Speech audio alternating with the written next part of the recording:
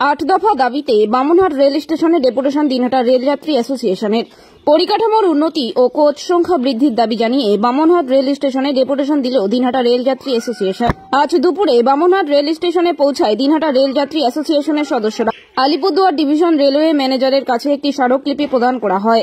সেই স্মারকলিপিতে 8 দফা দাবি জানানো হয়েছে। দাবিগুলি ছিল বামনহাট শিয়ালদহ উত্তরবঙ্গ এক্সপ্রেসের একটি স্লিপার এবং একটি দীনদয়ালু অর্থাৎ জেনারেল কোচ বৃদ্ধি, শিলিগুড়ি দিনহাটা শিলিগুড়ি বামনহাট ডিএমইউ পুনরায় চালু করতে হবে, বামনহাট রেল স্টেশনের 2 ও 3 নং প্ল্যাটফর্ম সম্প্রসারণ করতে হবে, বামনহাট থেকে নিউ কোচবিহার রেলের বৈদ্যুতিকরণ দ্রুত শেষ করতে হবে। সেই দাবিগুলি সহ একাধিক দাবি জানানো হয়।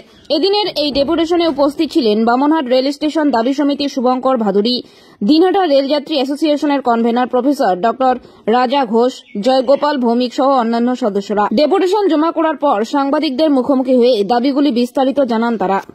জয়গোপালবাবু বললেন, ঠিকই বলেছেন যে আমাদের অ্যাকচুয়ালি 6 দফা দাবি, 2 দফা দাবি কিন্তু আমাদের রিজাম্পশনের দাবি, মানে অলরেডি ছিল, আমরা নতুন করে যাচ্ছি না। সেই দাবিটা মানে আবার সেই সার্ভিসটা হোক। যেমন জয়গোপালবাবু বললো যে লোকাল ট্রেন 4 জোড়া ছিল, এখন 2 জোড়া লোকাল ট্রেন চলছে এবং লোকাল ট্রেনকে এক্সপ্রেস হিসাবে চালানো হচ্ছে।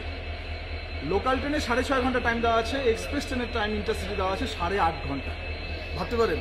এবং 10 টাকার জায়গায় 30 টাকা ভাড়া নেওয়া হচ্ছে, জল থাকে না, নোংরা হয়ে থাকে। তো এই দাবিগুলো। আর যেটা বললো যে আমাদের 2 দফা দাবি কিন্তু পূরণ হয়েছে। এলএসবি কোচ আমরা দাবি করেছিলাম, দিনহাটায় 5 মিনিট স্টপেজ আমরা দাবি করেছিলাম, হয়েছে। কিন্তু এলএসবি কোচ দেওয়ার ফলে কি হচ্ছে, আমাদের কিন্তু একটা স্লিপার এবং একটা জেনারেল কোচ কমিয়ে দেওয়া হচ্ছে, তাতে 16টা সিট কমে যাবে। তো আমরা বলছি না, কমানো যাবে না, একই রাখুক কোচ সংখ্যা, তাহলে এলএসবি কোচে যেহেতু 80টা করে থাকছে, অটোমেটিকলি সিট সংখ্যা বেড়ে যাবে 72টা। কমালে সম্ভব না, শিয়ালদা টিকিট পাওয়া যায় না, মানুষ ফ্যামিলি নিয়ে নামে হলে, তাহলে কি হবে, এন্টার ডিভিশনটা ইলেকট্রিফাইড হবে এবং হেন্স মেমু কারশেড হলে কি হবে, এই আমাদের কাটিহার ডিভিশনের উপর, শিলিগুড়ি জংশনের উপর ডিপেন্ডেন্সি কমে যাবে। যে ফার্স্ট কাটিহার ডিভিশন তো ওদের নিজেরটা আগে করবে, তারপরে আমাদেরটা করবে। তাতে কি হবে, ট্রেন লেট হবে, ইলেকট্রিফাইড হলেও আমাদের সার্ভিসটা সেইভাবে পাবো না। তো স্বাভাবিকভাবে ভবিষ্যতের কথা ভেবে আমরা মেমু রেক্স মেনটেন্যান্স কারশেড আমরা নিউ কোচবিহার অথবা আলিপুরদুয়ার জংশন রেলের যেখানে সুবিধা সেখানে দাবি করছি। এবং ইলেকট্রিফিকেশন চ্যাংরাবান্ধায় প্রায় কমপ্লিট, হলদিবাড়িতে কমপ্লিট, মাথাভাঙ্গায় কমপ্লিট, জঙ্গল লাইনে সুপ্রিম কোর্টের অর্ডারে কমপ্লিট, গোয়ালপাড়া লাইনে প্রায় কমপ্লিট।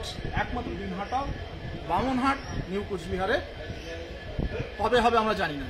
এই দাবিটা আমরা আবার রাখছি, কারণ এটা করলে যে আমাদের প্যাসেঞ্জারদের লাভ হবে তা না, রেলেরও অনেক লাভ হবে, অনেক প্রফিট হবে, এছাড়া পরিবেশও রক্ষা হবে এবং গতিও বাড়বে।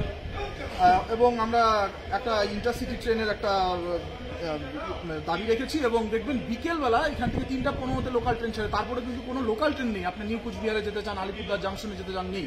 তো এরকম একটা ওখানে ওই সময় আমরা একটা লোকাল ট্রেনের দাবি রেখেছি এবং বামনহাটে একটা পার্কিংয়ের ব্যবস্থা করছি, আমরা দাবি করছি।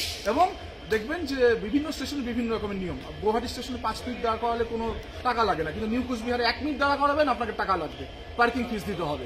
এবং এতে কি হয়, টোটোওয়ালারা হয়তো ভুগছে না, আগেই নামিয়ে দিচ্ছে, একটা বোনাফাইড প্যাসেঞ্জার হ্যারাসমেন্ট হচ্ছে। তো আমরা বলছি এটা বন্ধ করা হোক। রেল তার যে ওভারঅল যেটা ইনস্ট্রাকশন আছে, জেনারেল গাইডলাইন্স, সেটা সমস্ত স্টেশনে সমানভাবে চালু করা। কতটা আশাবাদী আপনারা?